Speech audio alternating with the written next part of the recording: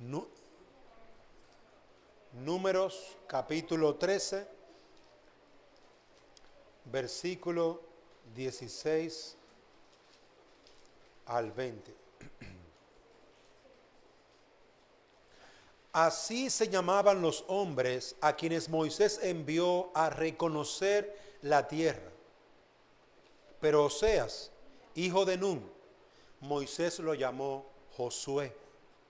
Cuando Moisés los envió a reconocer la tierra de Canaán, les dijo: subid allá al Negueb.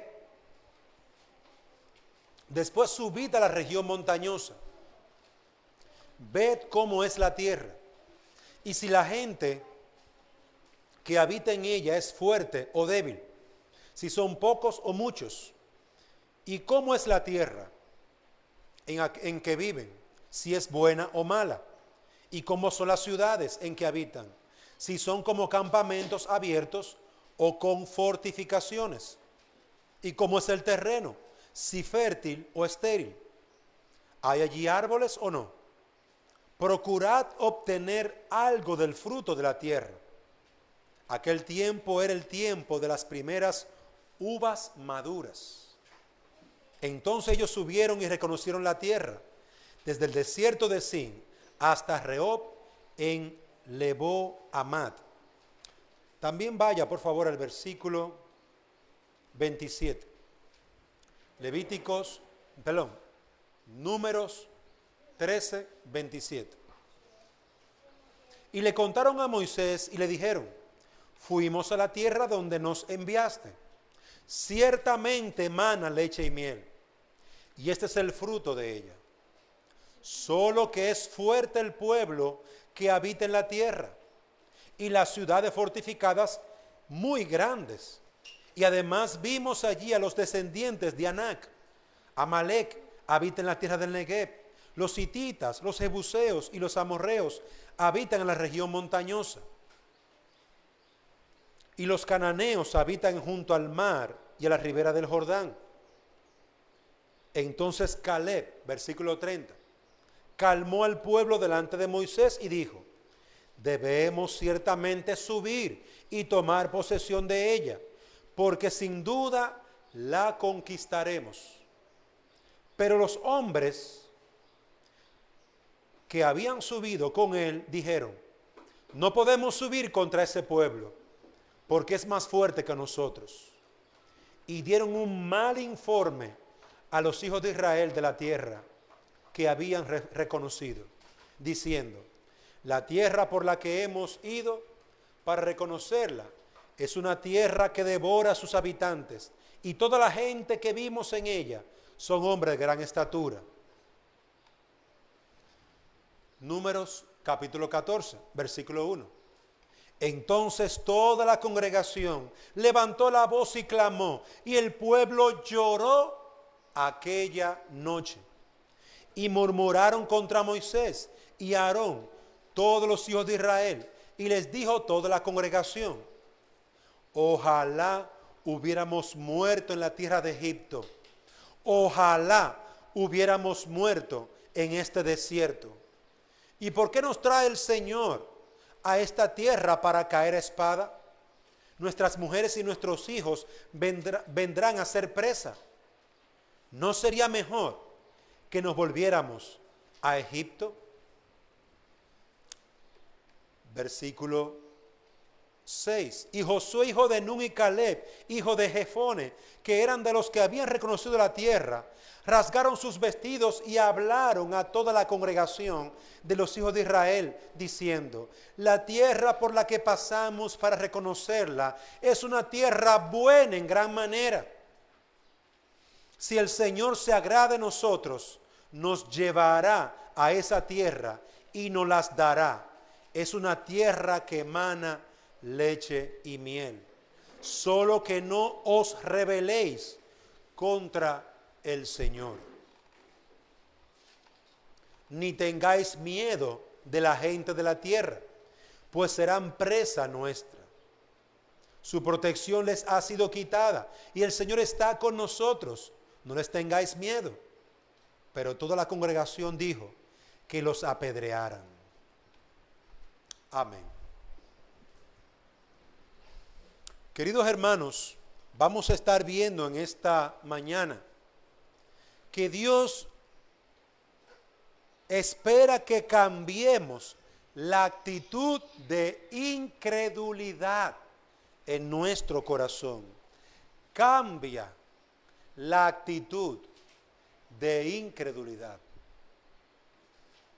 La incredulidad es uno de los señores que nos mantiene esclavizados a nuestro viejo hombre, que nos mantiene en un desierto espiritual, débiles, que nos mantiene sin esperar ningún bien de Dios. No es que no sabemos o que no sepamos o que no hayamos escuchado las grandes obras de Dios, las sabemos. El problema es que no la creemos. Incredulidad. No creemos que su voluntad es mejor que la nuestra. No creemos que Él va a cumplir su palabra. Amados hermanos, nosotros sabemos muchas cosas de Dios, pero no la creemos. Somos incrédulos. Y al ser incrédulos, ¿qué provoca eso? Que nuestra vida no crece. Si somos creyentes, vivimos en un desierto espiritual, en un lugar donde nuestra alma no se fortalece y no avanza en la fe. En Números capítulo 13, que acabamos de leer, nos lleva al lugar donde Israel habría de recibir la bendición de la tierra prometida. Números nos habla de que Dios había cumplido su palabra y los había llevado a Canaán. Pero por incredulidad, este pueblo delante de la tierra no quiso entrar. Por incredulidad. En Números capítulo 14, toda la congregación llora. Toda la congregación gime. Toda la congregación se entristece. Piensan mal de Dios. Piensan mal de Moisés. Piensan mal de la bendición que Dios le había prometido. Y hasta piden la muerte. Números capítulo 14, al final dice, ojalá hubiéramos muerto en la tierra de Egipto. Miren a dónde nos lleva la incredulidad, hermanos. Miren a dónde nos lleva el no creer en las promesas de Dios, hasta desear la muerte. Por eso, amado hermano, quiero que observe esta enseñanza. Dios quiere que tú cambies esa actitud de incredulidad en tu corazón. Cámbiala. Saca la incredulidad de tu vida. Porque esta destruirá tu vida, destruirá tu fe y toda esperanza, consolación y vida que Dios te ha prometido y guardado. Dios, a través de Moisés, envió 12 espías, 12 espías, y 10 eran incrédulos. 2, Josué y Caleb, eran hombres de fe,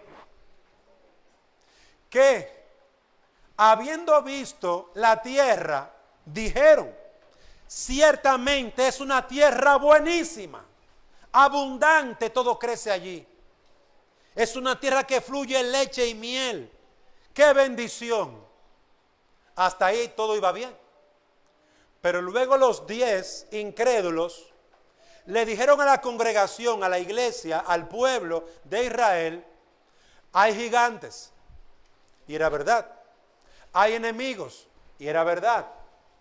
hay grandes dificultades porque son ciudades con murallas. No será fácil esta conquista de la tierra prometida.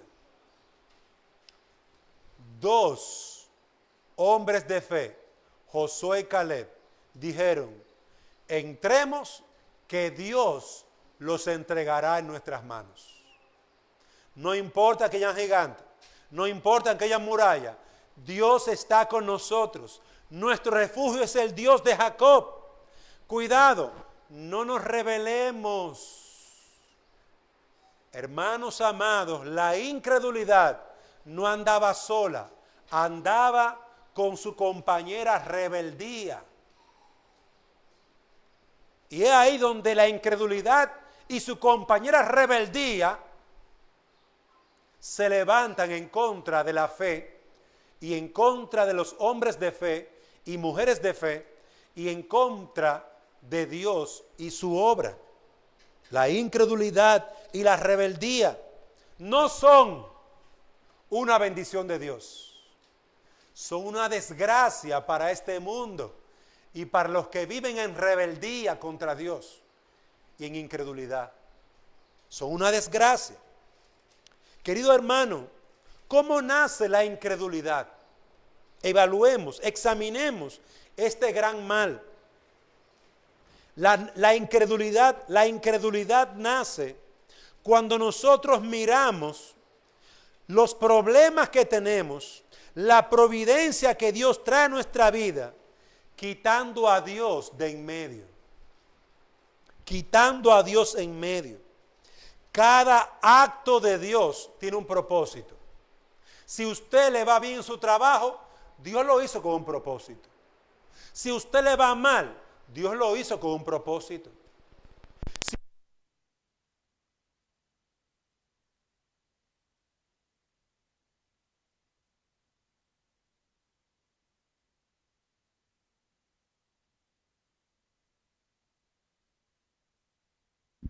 Ok, 1, 2, ahora sí.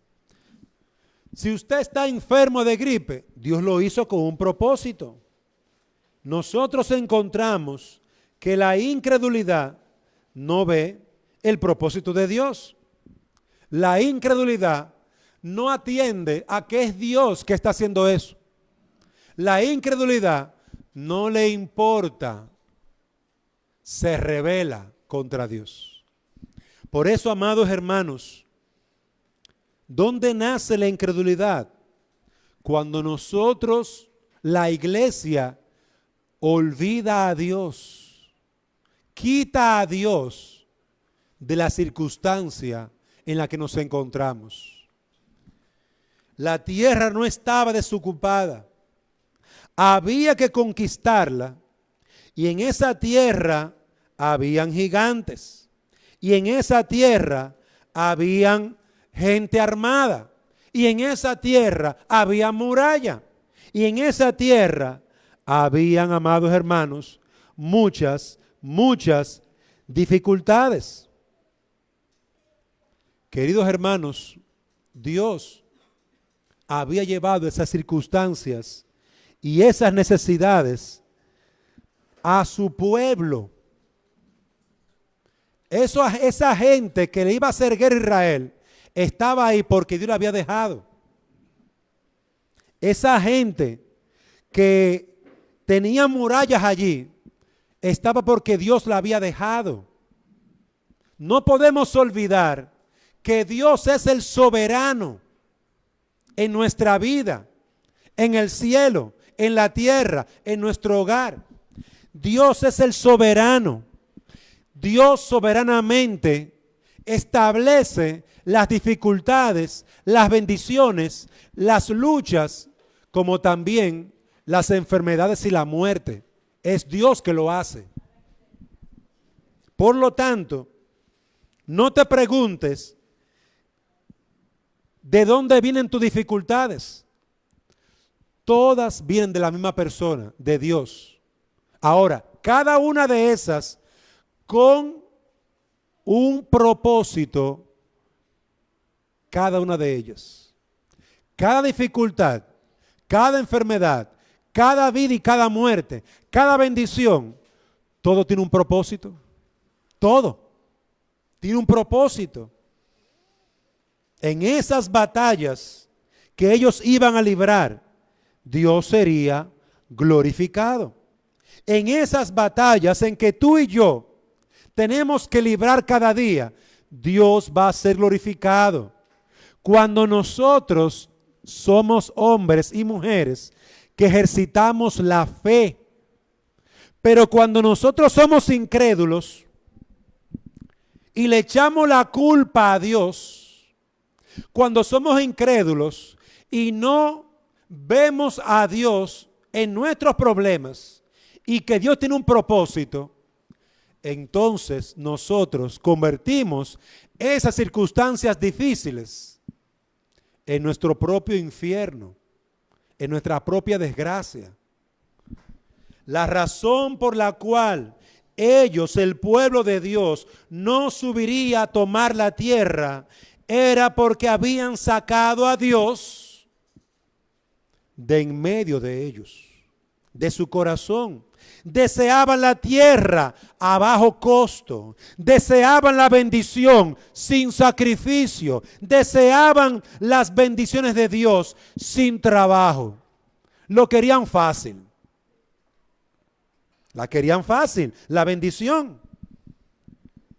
Tener que decidir entre confiar en Dios y no confiar en Dios era el dilema en que ellos se encontraban. Cada vez que llegaban a una situación, Dios probaba su fe. Y de su corazón o salía incredulidad o salía fe. Cada vez, amados hermanos, que llegamos a este punto, es realmente una elección lo que estamos haciendo. Tú eliges creer que Dios está contigo, que Dios te va a ayudar y sostener a pesar del problema o en medio del problema, o tú eliges no creer y ser un incrédulo, negar a Dios y negar su bondad. No es suficiente con que nosotros digamos que nos hemos arrepentido de nuestros pecados, que hicimos una oración. No es suficiente con decir que somos miembros de una iglesia. Si te entregas a la práctica de la incredulidad, esto hará de ti un hombre, una mujer lleno de dudas, lleno de temores. Y seguirá viniendo a la iglesia lleno de miedo, lleno de temor. No es suficiente con tú decir, yo me convertí, a mí me bautizaron. Si tú cada día no luchas contra la incredulidad, caerás postrado, lleno de dudas, hasta el punto de no saber si hay Dios. Un problema en tu trabajo podrá testificar de tu corazón y de tu fe. Un problema en tu familia sacará la luz de lo que tú crees realmente. La salud, la enfermedad, la muerte, ¿sabe lo que prueba? Prueba tu fe y saca tu incredulidad o tus dudas. Quizás te dieron una mala noticia en el doctor y tendrás que hacerte algunos análisis especiales. Aparecen oscuras nubes en tu cabeza y tú comienzas a tener temor, como es normal. ¿Quién no tiene temor? Todos tenemos temor. Ahora, ¿cómo vas a lidiar con tu temor y tu corazón? ¿Con incredulidad o con fe? Amado hermano, la prueba, la providencia de Dios en tu vida tiene como fin glorificar a Dios.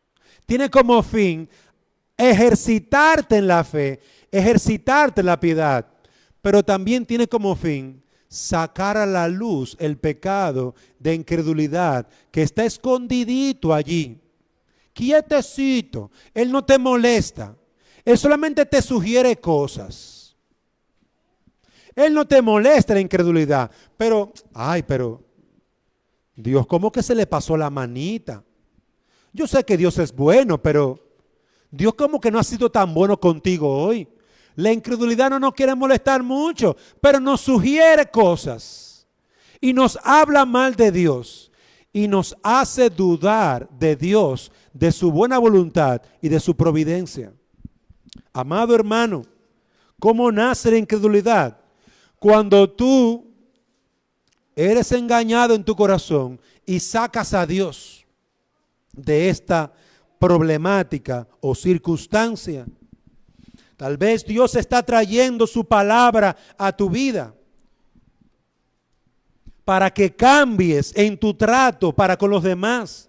Tal vez Dios está trayendo su palabra para humillarte. ¿Qué decisión tomarás?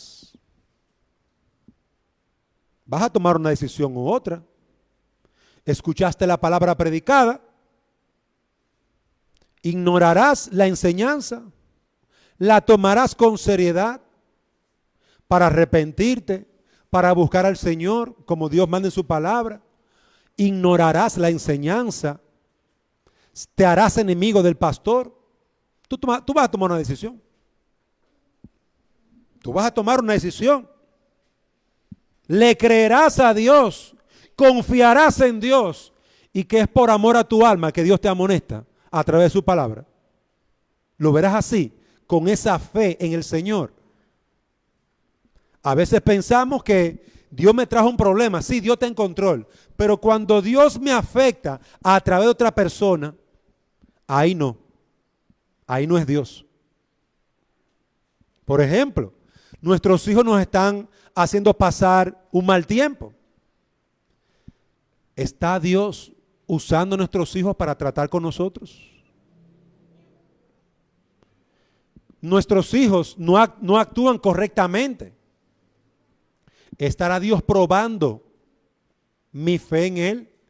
De que si yo aplico lo que Él ha dicho en su palabra, aunque a mis hijos no les gusten, eso es lo que es correcto para con Dios. Hermanos, somos probados de muchas maneras. Dios nos llama a los padres a criar a nuestros hijos en amonestación y disciplina. Es decir, amonestación, enseñanza, guía, pero también uso con el uso de la faja cuando son pequeñitos. Yo confiar en el Señor es hacer lo que Dios me mandó a hacer. Yo no creerle a Dios es criar como el mundo cría. Es criar como lo hace el mundo. Y allí somos probados. Muchos padres somos probados en esa parte con nuestros hijos.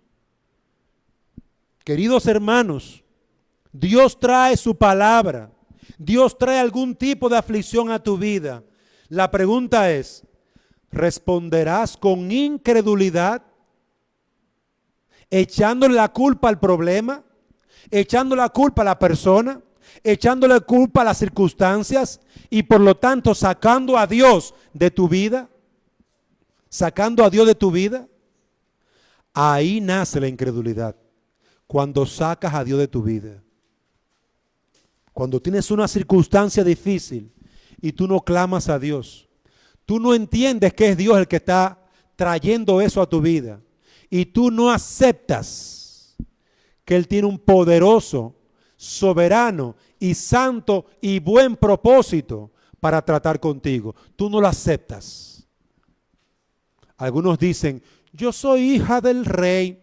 Yo soy hijo del rey. A los hijos del rey no les puede pasar nada malo.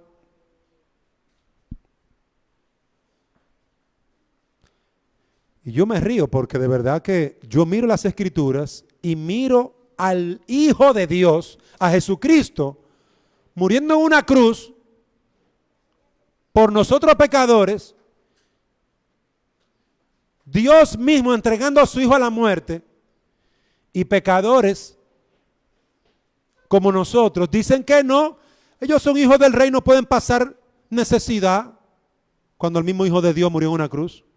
¿Qué tontera es esta? ¿Cómo que estamos pensando? Amados hermanos, Dios nos aflige. ¿Cuántos predicadores que se pusieron a hablar tontera sobre el COVID murieron de COVID? El COVID no es real, el COVID no existe, estamos en victoria. Dios nos liberó de eso y se murió de COVID después. Oh, y no que Dios te liberó. ¿Qué pasó? Es que tú no entiendes que fue Dios que mandó el COVID. Es que tú no entiendes que fue Dios que humilló a la gente. Es Dios que ha hecho esta obra. Y lo mejor que podemos hacer es humillarnos delante de Dios y someternos a su voluntad. Hermanos, no cometamos el error de sacar a Dios de nuestros problemas. Él está en el centro de nuestra vida, dirigiéndola y gobernándola. Nada pasa en tu vida que no se haga, que no sea su voluntad. Nada. ¿Lo entiendes? No permita que la incredulidad se meta en tu vida, sacando a Dios. No lo permitas. ¿Cómo nace la incredulidad? En segundo lugar, cuando el creyente deja de vivir por la fe. Cuando tú no te estás ejercitando en la fe. Aquí me estoy refiriendo no al hecho de que recibimos vida por la fe. Obviamente el que ha sido salvo por fe, esa bendición no se puede perder. Pero es como todo en la vida. Si usted no se ejercita en algo, pierde, se debilita, flaquea y cae. Nos estamos refiriendo a esa vida práctica de santidad en la que cada hijo de Dios es responsable de leer la Biblia diariamente, de orar diariamente, de congregarse, de tener comunión con los hermanos, de crecer en el amor al Señor y el amor a la iglesia.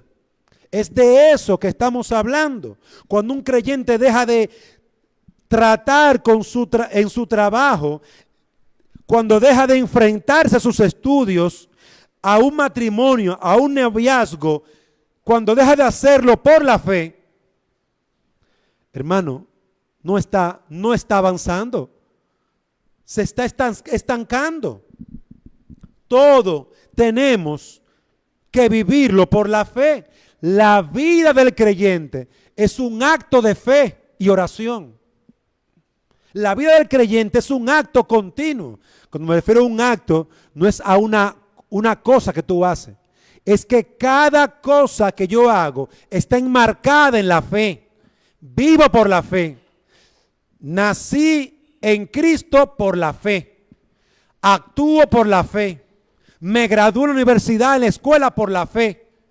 Me congrego por la fe. Trabajo por la fe. Hermano, si tú dejas de ejercitar la fe, la incredulidad crece como la hierba mala. Como la hierba mala.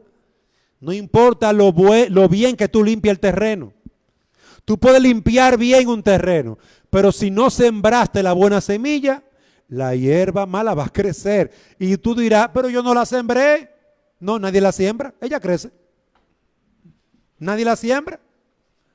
Abona la tierra, prepárala y no la siembra para que tú veas lo que va a crecer ahí. Todo lo malo que estaba encapsulado allí, crece. Tiene el momento y la oportunidad. El creyente que deja de vivir por la fe se hunde en el pantano del desaliento. El creyente que deja de vivir por la fe se hunde en el pantano de la desilusión. Y quiero poner un ejemplo. En el libro El progreso del peregrino, de Juan Bunyan, en su página 24, encontramos a Cristiano, ese hombre que se narra la historia, caminando por un lugar y llega a un pantano. ¿Sabe cómo se llamaba el pantano? El pantano del desaliento. Todo el peregrino, el creyente que iba a la ciudad celestial, tenía que pasar por ese pantano. Y no observaban sus pasos, por donde pisaban, y terminaban cayendo allí. Cuando Cristiano cayó en dicho pantano, comenzó a clamar, auxilio, auxilio. Y un hombre llamado Auxilio, dejado por el Señor para sacar a los creyentes que caen en el desaliento, aparece, le extiende la mano y lo saca. Y luego le explica por qué muchos peregrinos caen en la inmundicia del desaliento. Decía Auxilio, cuando el pecador se despierta al conocimiento de sus culpas y de su estado de perdición, se levantan en sus almas dudas, temores, aprensiones desconsoladoras que se juntan y se estancan en este lugar. ¿De dónde sale ¿de dónde sale el desaliento? De tu propio corazón.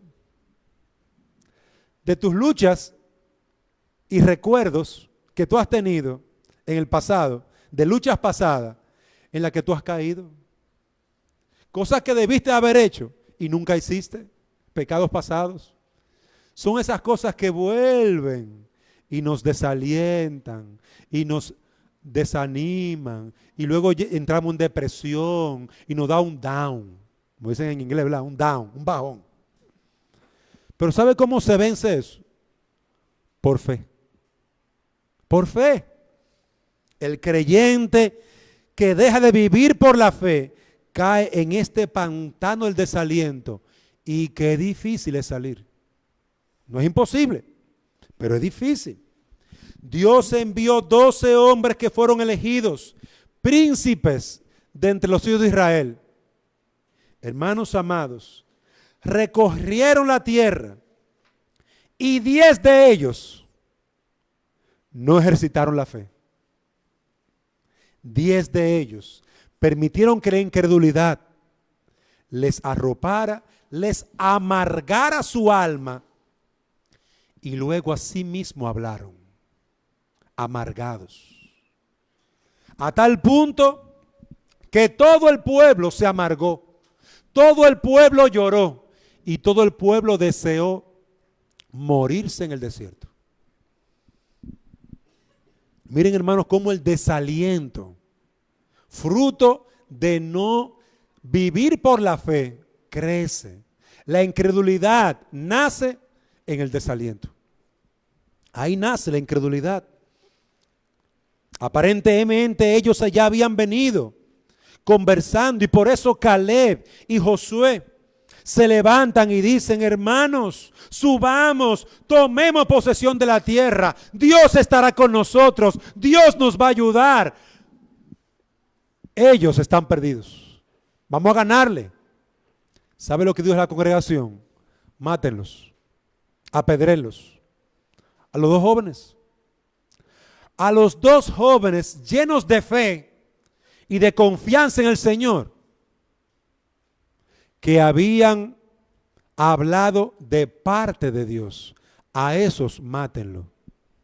Queridos hermanos, miren cómo la incredulidad se alimenta de una vida que no se vive por la fe. ¿Cómo debemos de vivir?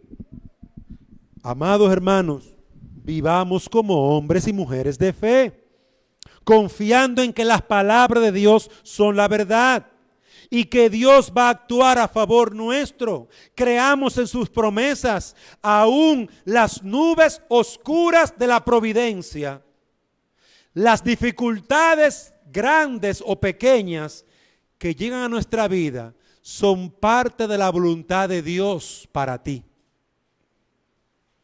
Y tú y yo tenemos que recordar, uno, Dios envió esto. Esta es su voluntad. Dios es bueno. Dios es santo. Dios es misericordioso. Por lo tanto, esta voluntad, esta tribulación, esta angustia es buena y santa. Y propósito tiene Dios al traer esto a mi vida. Querido hermano, ¿eso es ejercer fe? ver a Dios en el problema, ver a Dios en la dificultad, saber que es Dios que está haciendo esto y saber que es Dios que te va a ayudar a salir de esa circunstancia. Y si no te va a ayudar a salir, te va a dar la fortaleza, la fe, el gozo, el contentamiento y la esperanza para estar ahí en la tribulación como un hombre, como una mujer de fe, confiando en el Señor. Hombres y mujeres de fe pasaron por grandes tribulaciones, pero todos ellos confiaron en el Señor. Hebreos capítulo 11 nos recuerda cómo Moisés se puso de enemigo contra Faraón, porque eligió estar con un pueblo de esclavos. Porque eligió no ser parte del reino de Faraón, sino ser parte de los esclavos del pueblo hebreo. Hermano, ¿cómo es eso? Moisés tenía a una madrastra, a una madre que lo había adoptado, que era una princesa, hija de Faraón. A Moisés le iba a ir bien. Moisés comía bien. Moisés tenía una buena casa. Pero Moisés dejó todo eso porque sabía que la bendición de Dios no estaba con ellos, estaba con el pueblo hebreo, con los esclavos. Y eligió ser parte del pueblo esclavo. Eso es fe. Creer en lo que Dios había prometido. Eso es fe, confianza. ¿Cómo debemos de vivir? Amados hermanos, no permitamos que la incredulidad se alimente de nosotros sacar a Dios. No saque a Dios de sus problemas. No saque a Dios de su vida. Pero también no permita que la incredulidad se alimente de usted no practicar la fe. Practique la fe. Ore, lea la palabra, anímese congregándose. Fortalézcase en el amor del Señor, recordando las promesas del Señor. No olvide, Dios es poderoso para sostenernos. No olvide que en Cristo realmente podemos, porque Él es nuestro sostén. Amados hermanos, la incredulidad se quiere aprovechar de nosotros. Cuando la incredulidad crece y se fortalece, dijimos en primer lugar cómo nace, al sacar a Dios de nuestra vida. ¿Cómo nace? Al nosotros no practicar ni ejercitar la fe. Ahora, ¿cómo crece? ¿Cómo se fortalece la incredulidad? Cuando no vemos lo que nos acontece como una oportunidad para glorificar a Dios. Lo vemos como un obstáculo. Queridos hermanos, Dios trae una providencia a nuestra vida. Y usted tiene allí en esa dificultad una oportunidad para dar gloria a Dios. Pero no siempre lo vemos así. Vemos un problema. Ahora tengo este problema. Ahora tengo aquel problema. Ahora tengo el otro problema. Así que hablamos. ¿Qué está hablando allí? ¿La fe o la incredulidad? Dígale, hermano, reconózcalo humildemente. La incredulidad. Amado hermano, oiga bien, Dios se va a glorificar en todo. Tenga usted también ese propósito en su corazón. Glorifique a Dios en todo. Una de las maneras en la que yo lucho con mi propia incredulidad, hermano, para que no crezca, porque está ahí, para dejarla pequeñita y débil, cada miércoles, ¿sabe lo que yo hago? Pido por mis peticiones.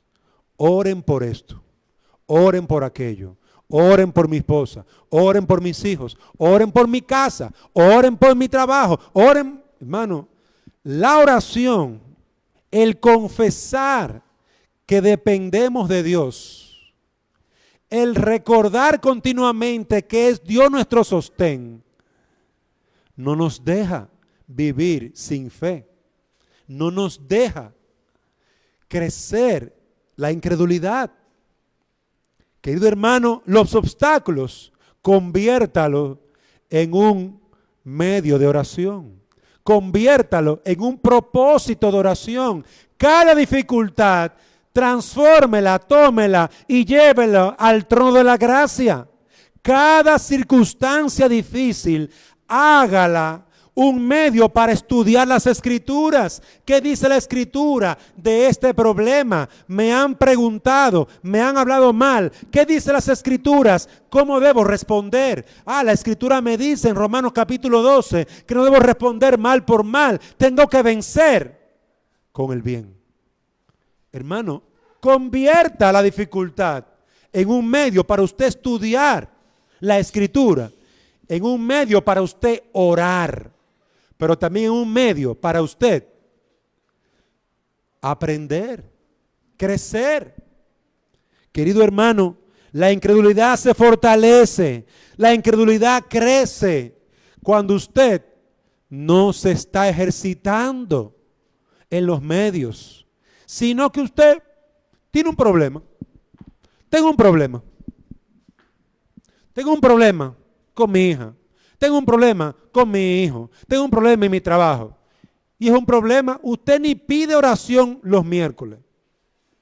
Y miren que toda la semana mande su motivo de oración. Pero usted no pide por eso porque usted no cree que Dios pueda ayudarla. Dios es demasiado pequeño para usted. Pero tampoco usted cree realmente que Dios pueda ayudarle. Usted no va a las Escrituras. Usted no se consuela. Usted no alimenta su alma. Hermano, cuando hacemos eso, nosotros estamos alimentando la incredulidad de nuestro corazón. La estamos alimentando. Y esa incredulidad va a crecer. Y esa incredulidad se va a hacer más fuerte. Y lo que pudo haberse convertido en una gran bendición, tu problema en el trabajo, porque lo convertiste en una oración, lo convertiste en un medio para tú crecer en la enseñanza de la palabra, se convierte en un gran problema, una gran debilidad para ti. Obviamente es un gran problema porque tú no estás ejercitando la fe. Tú no estás yendo a las Escrituras a ver qué dice Dios en su palabra. Observe, amado hermano, que la incredulidad se alimenta y crece. Estos espías fueron a la tierra y vieron todo lo que Dios les había prometido. Y cuando encontraron un problema, 2 problemas, 3 problemas, ¿sabe lo que dijeron? No podemos entrar. No podemos entrar a la tierra prometida. Perdimos la tierra prometida. ¿Ya? La perdimos. No podemos conquistar, no nos podemos alimentar. Moriremos en este desierto. Volvamos a Egipto. Hermano, la tierra de bendición estaba ahí. Pero su incredulidad ya les convenció de que no podían entrar y que Dios no lo iba a ayudar. Esos hombres, esas murallas y esas armas de guerra que tenían esos enemigos eran más grandes que Dios. Observe cómo la incredulidad nos miente y nos convence. Así se alimenta la incredulidad. Queridos hermanos, no actuemos incrédulamente. No vea las circunstancias, los problemas como un simple obstáculo. Dios está actuando y Dios quiere que tú hagas algo. Que tú confíes, que tú ores, que tú seas más diligente en tu trabajo. Él quiere que tú trabajes con tu corazón, con tu carácter. No actuemos con incredulidad. Esta es otra manera en que la incredulidad crece. La incredulidad se alimenta y se fortalece cuando tú actúas incrédulamente. A veces la incredulidad se hace llamar temor, se cambia el nombre. La duda es falta de confianza en Dios, en sus promesas. Y ella se esconde como miedo. Fulano ¿Y fuiste a la iglesia? Ay, no fui porque tenía miedo de que lloviera. Fulano, ¿leíste la Biblia? Tú sabes que tengo muchos problemas y he estado muy cargado. Estoy cansado, tengo mucha carga, mucho temor de las situaciones que tengo. Óyeme, la incredulidad se viste de miedo, nos engaña. Usa el miedo para esconderse. La incredulidad, amado hermano, a veces se llama ansiedad. Estoy muy ansioso. No sé lo que va a suceder. Estaré bien. Me va a llegar el dinero. No me va a llegar. Mis hijos, mi familia, aquello, lo otro. Estamos ansiosos. Cuidado. Hay algo más allá de esa incredulidad. El Señor no espera que estemos ansiosos. Que estemos trabajando, sí. Pero ansiosos. ¿Por qué? Cuidado. Si tú realmente no estás confiando en el Señor y su palabra, a veces la incredulidad se esconde detrás de la ira y de la furia. Estoy molesto porque no puedo hacer nada. Me gustaría resolver el problema. Y nos molestamos porque nos sentimos con las manos atadas, como cuando no tenemos dinero. Y por eso no oramos al que sí nos puede proveer. No nos congregamos, no buscamos la comunión con los hermanos. Y comúnmente cuando usted comienza a ver a gente que comienza a faltar a la iglesia, ¿eso que tiene algún problema? ¿Y cómo muestra que tiene un problema? Con incredulidad, deja de congregarse. Hermano, observe. Mire lo que dice las Escrituras y mire cómo usted y yo y los demás actuamos. Esa gente que le gusta perderse y desconectarse de la iglesia, es problema que tiene. Pero en vez de traérselo a Dios, en vez de llevar sus situaciones a Dios, ven su problema como un obstáculo. Y por lo tanto, están demasiado ansiosos. Están demasiado temerosos. Tienen mucha ansiedad. Y por lo tanto no pueden ir a la iglesia. Mejor me quedo en mi casa porque así estoy más tranquilo. Ese es el engaño. Esa mentira es lo que se repite muchas veces. La incredulidad se esconde detrás de la amargura, de lo que me han hecho, de lo que me dijeron. Fulano de tal, la hermana Marisabel me dijo tal cosa y me ofendió. Yo no vuelvo más a la iglesia. Hay gente que dejan de venir a la iglesia porque un niño la ofende. Mira, Samuel me dijo tal cosa, me sacó la lengua. Yo no vuelvo más a esa iglesia. Oye, por un niño. Hay gente que su incredulidad se esconde detrás de tonteras como esas. Tuve un problema con la hermana Gisela. Ella me dijo que me prometió un arroz con leche y no me lo prometí y no me lo cumplió. Estoy tan triste. Y ya dejan de congregarse por un arroz con leche. Hermano, la incredulidad tiene mucha careta, se pone mucha máscara. Es que no queremos obedecer la palabra de Dios. No creemos lo que Dios dice en su palabra, de que si nos amonestamos, como dice Mateo 18, y restauramos al hermano, ya nos perdonamos y seguimos para adelante. Qué bonito es cuando nosotros podemos perdonarnos. Qué bonito es cuando nosotros podemos tener paciencia con el otro. Qué bonito es cuando nosotros podemos perdonar y olvidar lo que el otro me ha hecho.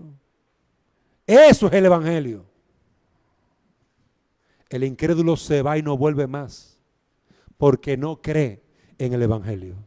¿Ve el detalle del evangelio? Amado hermano, cuidado con la incredulidad.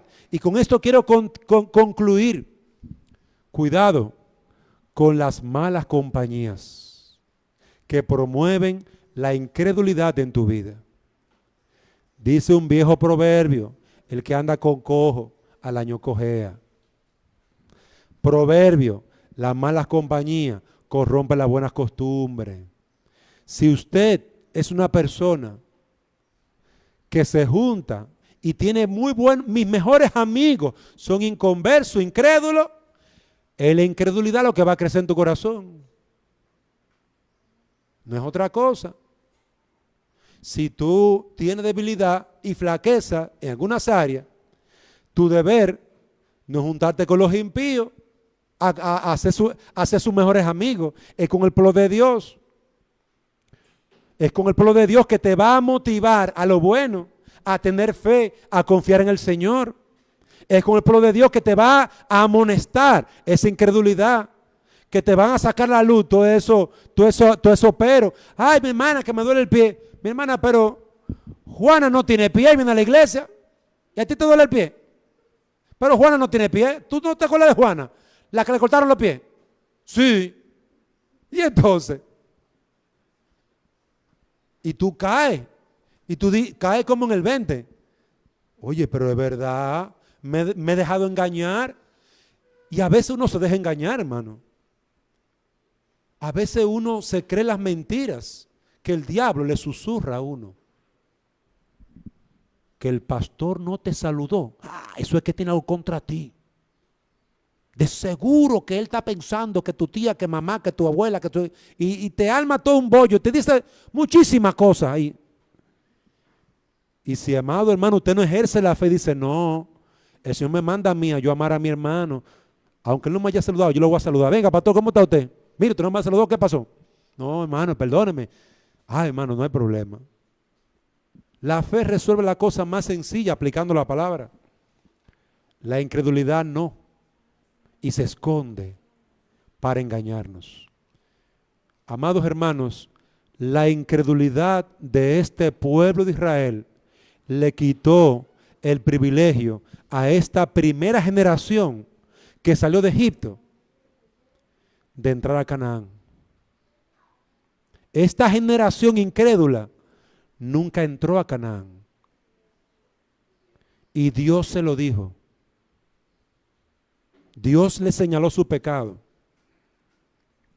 Queridos hermanos, no permitamos que la incredulidad en nuestra vida crezca, se desarrolle y nos mate. No la permitamos. Démosle muerte a la incredulidad, vivamos por la fe. Démosle muerte a la incredulidad, creamos en las promesas, oremos, congreguémonos. Démosle muerte a la incredulidad, creyendo a Dios y su palabra. Dios nos va a sustentar. Confía en el Señor. Dios te va a sacar de las circunstancias difíciles. Confía en el Señor. Fortalécete en el Señor. Ora al Señor. Convierte cada problema en un lugar de oración y entrégalo al Señor. Señor, te entrego a mi Aniel. Te entrego a mi Ebenezer. Ayúdalo, porque mire, ya yo lo he amonestado, disciplinado. Y esas cabezas no entienden. Hazlos entender, ten misericordia de ellos, Señor, porque mira. Señor, te entrego a mi hermana. Señor, te entrego a mi trabajo. Te entrego a mi jefe. Te entrego a mi negocio. Ayúdame, Señor, porque esto me está matando. Sálvame. Amado hermano, viva por la fe. Viva por la fe. Y verá milagros.